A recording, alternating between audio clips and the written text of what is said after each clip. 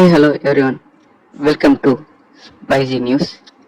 இன்றைக்கி நம்ம வீடியோவில் பார்க்க போகிறது என்னென்னா, நடிகை நயன்தாரா அவர்களை வேட்டையாடிய நடிகர்கள் அவங்களோட லிஸ்ட்டை தான் இந்த வீடியோவில் நம்ம பார்க்க போகிறோம். இதில் உங்களுக்கு பிடிச்ச ஹீரோ, பிடிக்காத ஹீரோ அப்படின்னு பலரும் நயன்தாரா வேட்டையாடி இருக்காங்க. வாங்க வீடியோக்குள்ளே போகலாம். சினிமாவில் அட்ஜஸ்ட்மெண்ட் இல்லாமல் நடிக்க வாய்ப்பே கிடைக்காது. அதுவும் மலையாள சினிமாவில் சொல்லவா வேணும். அந்த நிலைமையில் ஜெயராஜோட சிபாரிசின் மூலயமா அவருக்கு ஜோடியாக 2003 மலையாள படத்தில் ஒன்று கமிட் ஆகிறாங்க நயன்தாரா. அந்த படத்தில் கமிட் ஆனது மூலயமா ஜெயராஜ் கொழுக்கு முழுக்குன்னு இருந்த நயன்தாராவை அப்படியே சும்மா கதைக்கு எடுத்திருக்காரு.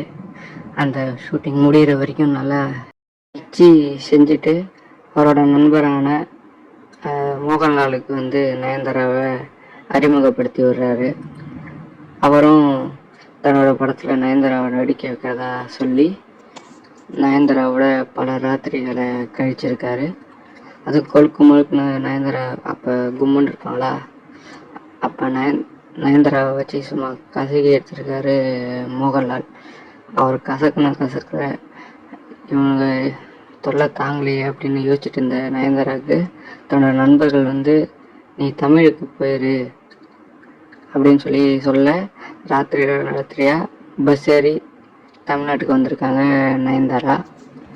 இப்படி வந்த நயன்தாராவுக்கு ஹரி எடுக்கிற அடுத்த படத்துக்கு ஹீரோயின் தர்றது தெரிஞ்சு ஒரு பிஆர்ஓ உதவி மூலயமா அந்த ஆடிஷனை போய் அட்டன் பண்ணுறாங்க. அந்த ஆடிஷன் முடிஞ்சு அந்த பிஆரை கூப்பிட்டு பேசின ஹரி, அதாவது அந்த பொண்ணு என்னோடையும் ஹீரோ சரத்குமார் சாரோடையும் அட்ஜஸ்ட்மெண்ட் பண்ண ரெடியாக இருந்தா நான் அந்த பொண்ணை செலக்ட் பண்ணுறேன் அப்படின்னு ஹரி சொன்னதுக்கப்புறம் நயன்தாராவும் சரி மோகன்லால் தொல்லைக்கு இங்கே 2 பேர் தானே அப்படின்னு சொல்லிட்டு அட்ஜஸ்ட் பண்ணிட்டு அந்த படத்தில் ஹீரோயினாக நடிச்சிருக்காங்க. அதே மாதிரி அந்த பிஆர்ஓ மூலியமாகவே ஒரு ஹோட்டல் ரூம் புக் செஞ்சப்பட்டு அந்த ரூமுக்கு நயன்தாரா அனுப்பப்பட்டாங்களாம். இப்படி ஐயா படம் ஷூட்டிங் நல்லா முடிஞ்சு நயன்தாராவுக்கும் ஒரு நல்ல பேர் வாங்கி கொடுக்க அப்போ தான் நயன்தாராவுக்கு ஒரு ஜாக்பாட் அடிக்குது. ரஜினி அவர்கள் நடிக்கிற சந்திரமுகி படத்தில் ஒன் ஆஃப் த ஹீரோயினாக நடிக்கணும் அப்படின்ட்டு நயன்தாராவுக்கு ஒரு வாய்ப்பு வருது. ஆனால் அந்த வாய்ப்பு கூடவே நயன்தாராவுக்கு அட்ஜஸ்ட்மெண்ட் அப்படின்ற ஒரு தொல்லையும் வருது. அதில் என்னென்னா, அந்த படத்தை எடுக்கிற ப்ரொடக்ஷன் ஹவுஸ், அது பிரபு அவரோட ப்ரொடக்ஷன் ஹவுஸ் தான். ப்ரொடக்ஷன் ஹவுஸில் பிரபுவுக்கு அட்ஜஸ்ட்மெண்ட் பண்ணணும். அது மட்டும் இல்லாமல் அந்த டைரக்டர் பி வாசு அவருக்கும் ஒரு அட்ஜஸ்ட்மெண்ட் பண்ணணும். அதுவும் இல்லாமல் அந்த படத்தில் நடித்த காமெடி நடிகர் வடிவேலு இருக்கார் இல்லையா, அவரோடையும் நயன்தாரா அட்ஜஸ்ட்மெண்ட் பண்ணணும் அப்படின்ட்டு ப்ரொடக்ஷன் ஹவுஸ் சைட்லேருந்து கேட்குறாங்க. அதுவும் வடிவேலு எப்படா இந்த ஹீரோயினுக்கு கூட அட்ஜஸ்ட்மெண்ட் பண்ணுற கேட்பாரு அப்படின்னு பார்க்கும்போது அந்த டைமில் பிரபுவுக்கும் வடிவேலுக்கும் பெரிய பிரச்சனையே ஓடிட்டு இருந்ததான். அதனால் இந்த படத்துக்கு வடிவேலு டேட்ஸ் தரலையாம். ரஜினியும் பி வாசும் தொல்லை பண்ணி கேட்கவே வேறு வழி இல்லாமல் இந்தாங்க இந்த டேட்லாம் எனக்கு ஃப்ரீயாக இருக்குது வச்சுக்கோங்கன்னு கொடுத்தது மட்டும் இல்லாமல் அந்த படத்தில் யார் நடிக்கிறாங்க, ஹீரோயின் யாருன்னு கேட்டு நயன்தாரா ஜோதிகான்னு தெரிஞ்ச உடனே ஜோதிகாவை ஒன்றும் பண்ண முடியாதுன்றதுனால நயன்தாராவோட ஒரு ராத்திரி இருக்கிறதுக்கு ஏற்பாடு பண்ணுங்க அப்படின்னு வடிவேலு கேட்டாராம். அதுக்கு முக்கியமான காரணம், இந்த படத்தில் வடிவேலு நடிக்கலைன்னா நான் நடிக்க மாட்டேன் அப்படின்னு ரஜினி சொன்னது தானா. அப்படி ரஜினி சொல்லலைன்னா அந்த ப்ரொடக்ஷன் ஹவுஸ் விவேகை கேஷ் பண்ணலான்னு இருந்தாங்களாம்.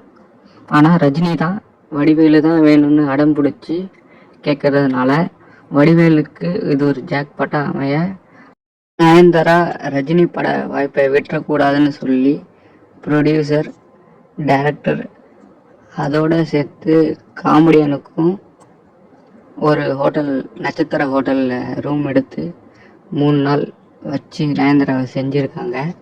அதுக்கப்புறம் தான் அந்த படத்தோட ஷூட்டிங்க்கே போயிருக்காங்க. சந்திரமுகி படமும் வெளியே வருது, பெரிய ஹிட் ஆகுது. ஆனாலும் நயன்தாராவுக்கு பெரிய பேர் எடுத்து கொடுக்கல. அந்த படத்து மூலயமா ஜோதிகாவுக்கு தான் பெரிய பேர் கிடைச்சிது. நயன்தாரா வெளியே கூட பெருசாக தெரியல. அந்த நிலைமையில அடுத்த சில படங்கள் வந்து சின்ன சின்ன அட்ஜஸ்ட்மெண்ட் பண்ணி அதன் மூலயமா வாய்ப்பு வாங்கி அப்படி நடிச்சிட்டு இருந்த நயன்தாராவுக்கு அப்போ தான் வந்து சிம்பு அறிமுகம் வராரு. சிம்பு அறிமுகமாகி சிம்புவோட கதாநாயகியை யார் நடித்தாலுமே பயங்கரமாக கிசு கிசு வரும். ஆனால் நயன்தாராவுக்கு ஒரு படி மேலேயே போயிடுச்சு. அதுவும் இல்லாமல் அவங்க 2 பேரும் முத்தமிடுற மாதிரி, அதாவது நயன்தாராவோட கீழ் உதட்ட அப்படியே சிம்பு கடிச்சு இழுக்கிற மாதிரி ஒரு போஸ்டர். அந்த டைமில் எங்கே திரும்பினாலும் அந்த போஸ்டர் தான் தமிழ்நாடு ஃபுல்லாகவே இருந்தது. அந்த போஸ்டரை பார்த்துட்டு பல பசங்க நயன்தாரா மேலே வெறியாக சுற்றிட்டு இருந்தாங்கன்னு தான் சொல்லணும். அந்த நேரத்தில் அந்த போஸ்டர் வந்த டைமில் சிம்புவும் நயன்தாராவும் லவ் பண்ணுறாங்க அப்படின்னு நியூஸ் வந்துச்சு. அது உண்மையும் தான். ஆக்சுவலாக உண்மையை சொல்லணும்னா நயன்தாரா வந்து இந்த இடத்துல சிம்புவை ரொம்பவே நம்பினாங்க. அதனால தான் சிம்புவோட அந்த காட்சிக்கு ஓகே சொல்லியிருக்காங்க. அவங்களோட துபாய்க்கு போய் ஒன்றா இருந்திருக்காங்க.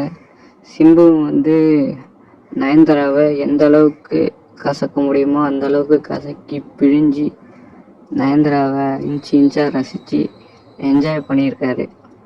அப்படி என்ஜாய் பண்ணிவிட்டு அந்த படம் ரிலீஸ் ஆன பிறகு தன்னோட வேலையை காட்டிட்டு நயன்தாராவை பிரேக்கப் பண்ணிவிட்டு போயிட்டாங்க. அப்போ தான் வந்து விக்னேஷ் சிவன் சிம்புவுக்கு அசிஸ்டண்ட்டாக இருந்தார். அவர் வந்து நயன்தாரா கிட்ட சில ஆறுதலான வார்த்தைகளை பேசி நயன்தாரா வந்து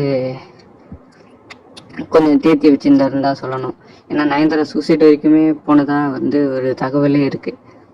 அந்த நேரத்தில் தான் வந்து விக்னேஷ் சிவன் வந்து நயன்தாராவுக்கு ஒரு பக்கபலமாக இருந்திருக்காரு. இது பலருக்குமே தெரியாது. இப்போ தான் விக்னேஷ் சிவன் நயன்தாரா ஒன்று இருக்காங்கன்னு நினச்சிட்டு இருக்காங்க. ஆனால் அப்படி இல்லை. 2007 விக்னேஷ் சிவனுக்கும் நயன்தாராவுக்கும் ஒரு நட்பே இருந்திருக்கு. அதுக்கப்புறம் தான் நயன்தாரா நம்ம விஷால் நடித்த சத்தியம் படத்தில் வந்து கமிட் ஆகிறாங்க. அந்த படத்தில் சிம்புவை வெறுப்பேற்றணுன்றதுக்காகவே விஷாலோட ரொம்பவே நெருங்கி பழகுறாங்க. அது ஆன்ஸ்க்ரீன் ஆஃப் ஸ்க்ரீன் ரெண்டுலேயுமே அவங்க ரொம்ப நெருங்கி விஷாலோட பழக அந்த நியூஸ் வந்து தீயாக வந்து பரவ ஆரம்பிச்சிது. விஷாலும் நயன்தாராவும் பல நாள் வந்து தனியாக கழித்தது. அந்த படத்தில் வந்து நயன்தாரா விஷாலுக்கு எவ்வளோ கோஆப்ரேட் பண்ணாங்க அப்படிங்கிறதெல்லாம் அப்போ வந்து ஒரு பெரிய டாக்காகவே இருந்துச்சு. இது எல்லாமே வந்து நயன்தாரா வந்து சிம்புவை வெறுப்பேற்றணுன்றதுக்காகவே பண்ண ஒரு சம்பவம். ஆனால் விஷாலோ நயன்தாராவை யூஸ் பண்ணுற அளவுக்கு யூஸ் பண்ணிவிட்டு டீசெண்டாக அந்த படம் முடிஞ்சோடனே எல்லாத்தையும் விட்டுட்டு அப்படியே அமைதியாக போயிட்டார். அதே மாதிரி அடுத்து வில்லு படம் அவங்க கமிட் ஆகும்போது ஆல்ரெடி பிரபுதேவோட லவ் அந்த அவங்களுக்கு ஆயிடுச்சு. எப்படி சிம்புவை நயன்தாரா நம்பி இருந்தாங்களோ அதே போல் பிரபுதேவாவும் சிம்பு நிறைய நயன்தாராவை ரொம்பவே நம்பினாங்க. அப்படி நம்பினதுனால தான் அவரோட பேரோட எழுத்தை வந்து அவங்க டேட்டூவே வந்து கையில் போட்டுக்கிட்டாங்க. அந்த அளவுக்கு நம்பிக்கையாக லவ் பண்ணிட்டு இருந்த நயன்தாராவை பிரபுதேவாவும் நயன்தாராவை ரசித்து அப்படியே ருசிச்சிருக்காரு. நயன்தாராவும் பிரபுதேவா மேலே உள்ள காதலில் அண்ணன் எல்லாத்தையும் ஓப்பனாக காட்ட ஆரம்பிச்சிருக்காங்க. இது வந்து வில்லு படத்துக்கு வரைக்குமே அது நடந்துச்சு. ஒரு பேட்டியில் வந்து வடிவேலே சொல்லியிருப்பார், நயன்தாராவும் பிரபுதேவாவும் படம் ஷூட்டிங் அப்போ அவங்க தொல்லை தாங்கவே இல்லை, எந்த நேரமும் கேரவன்லேயே தான் இருப்பாங்க 2 பேரும் அப்படின்ட்டு. விஜய்க்குமே வந்து அவங்க 2 பேரும் அப்படி பண்ணது வந்து ஒரே கேலி பண்ணி கிண்டல் பண்ணி விஜயும் வடிவேலும் வெளியே சிரிச்சிட்டு இருப்பாங்களாம். அந்த அளவுக்கு கேரவன்லேயே வந்து இந்த படம் ஷூட்டிங் முழுக்க வந்து 2 பேருமே இருந்திருக்காங்க. அதே போல் பிரபுதேவா சொல்லி அவ்வளோ ஓப்பனாக எல்லா சீன்லையும் வந்து நயன்தாரா நடிச்சிருப்பாங்க. ஆனால் கடைசியாக பிரபுதேவாவும் நயன்தாராவை எந்த அளவுக்கு யூஸ் பண்ணணுமோ அந்த அளவுக்கு யூஸ் பண்ணி கசக்கி எடுத்துட்டு தன்னோட பசங்களுக்காக அப்படின்னு சொல்லி பசங்களை காரணம் வச்சு நயன்தாராவோட பிரிஞ்சிட்டாரு. இது இன்னும் பெரிய அடி ஆயிடுச்சு நயன்தாராவுக்கு. அதோட நயன்தாரா வந்து இந்த ஆம்பளைங்களே இப்படிதான் சொல்லிட்டு அப்படியே வெறுக்க ஆரம்பிச்சிட்டாங்க. அதுக்கப்புறம் எவன் லவ்னு வந்தாலுமே நயன்தாரா வந்து பெருசாக இன்ட்ரெஸ்ட்டு காட்டினதே இல்லையா. தான் உண்டு, தான் வேலை உண்டு, அதுக்கான அட்ஜஸ்ட்மெண்ட் உண்டுன்னு அப்படியே போயிட்டு இருக்கும்போது அப்போ தான் வந்து நம்ம ஆர்யா வந்து நயன்தாரா லைஃப்குள்ளே வராரு. ஆர்யா வந்து கொஞ்சம் ஜாலியான பர்சன். அதனால் நயன்தாரா வந்து ஒரு ஃப்ரெண்டு அப்படின்னு சொல்லி ஃப்ரெண்டு பிடிக்கிறாரு. பாஸ்ங்கிற பாஸ்கரனில் அந்த ஃப்ரெண்ட்ஷிப் மலர, அந்த ஃப்ரெண்ட்ஷிப்பை வச்சு நயன்தாரா கூட அப்படி இப்படின்னு தனிமையில் இருக்க ஆரம்பிச்சிருக்காரு. நயன்தாராவும் லவ்னு நம்மளை வந்து ஏமாற்றாமல் ஒரு ஃப்ரெண்டாக தானே வரான் அப்படின்னு சொல்லிட்டு, அதுவும் அவங்க கூட இருக்கும்போது கொஞ்சம் ஜாலியாக இருக்கு அப்படின்றதாக ஆர்யாவோட அவங்களும் பலான வேலைகளை பார்க்க ஆரம்பிச்சிருக்காங்க. இது பாஸ்ங்கிற பாஸ்கரனில் ஆரம்பித்து அது அப்படியே ராஜா ராணி வரைக்குமே தொடர்ந்துருக்கு. ராஜா ராணியில் 2 பேருக்கு கல்யாணம் அப்படிங்கிற மாதிரி பத்திரிக்கை அளிக்கிற அளவுக்கு, அந்த மாதிரி ப்ரொமோஷன் பண்ணுற அளவுக்கு இவங்களோட அந்த ஃப்ரெண்ட்ஷிப் இருந்தது. அதுக்கப்புறம் தனுஷும் வந்து நயன்தாராவை நல்லா யூஸ் பண்ண ஆரம்பித்தார். சிம்புவோட இருக்கிற வரைக்கும் நயன்தாரா படத்தில் கமிட்டே பண்ணாத தனுஷ், சிம்புவும் நயன்தாராவும் பிரிஞ்ச அப்புறம் நயன்தாராவை தன்னோட படத்தில் கமிட் பண்ண வச்சு நயன்தாராவோட பாட்டி அது இதுன்னு தனுஷுமே நல்லா நயன்தாராவை என்ஜாய் பண்ண ஆரம்பிச்சிருக்காரு. போயிட்டுருக்கும்போது நயன்தாரா தான் லேடி சூப்பர் ஸ்டார் அப்படிங்கிற ஒரு வளர்ச்சி வந்து வந்துட்டாங்க. அப்படி இருக்கும்போது பெருசாக நயன்தாரா கிட்ட எந்த அட்ஜஸ்ட்மெண்ட் அந்த மாதிரி எதுவுமே வராத அந்த ஒரு நேரத்தில் வந்து அவர் கூட வந்து உதயநிதி அவர் நடிக்கணும் அப்படின்னு ஆசைப்பட்டு அவரோட ஒரு படத்தை கமிட் பண்ணாங்க.